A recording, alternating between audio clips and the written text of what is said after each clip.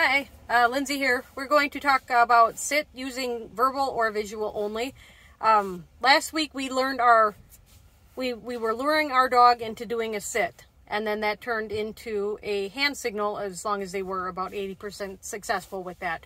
So at this point we're going to see if a verbal only cue will work with our dog.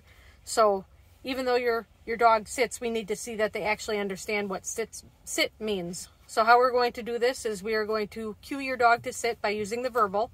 If they do sit, mark and reward, and then you can reset the dog by backing up or throwing a treat a little bit away so that they have to get up and get it.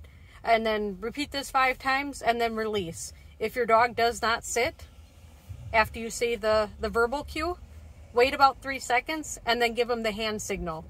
And if they sit for this, which they should, mark and reward, and then repeat 5 times and release. If your dog is not getting the verbal cue, you can go back to the hand signal as a backup for the verbal cue. It's basically you repeating yourself without not saying sit, sit, sit. It's the other way of repeating the cue for your dog.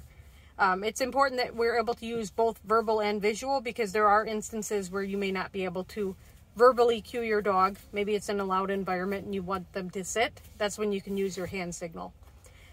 Next we will work on visual cue only.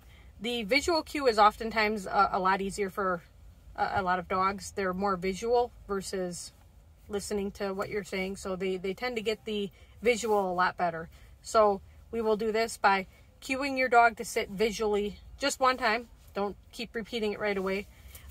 If they get it, mark and reward, and then repeat this about 5 times and then release your dog. If they're not getting it right away, if they're having trouble with this, it's okay. You can start luring again, work on that until they get that about 80% consistent, and then go back to the hand signal if needed.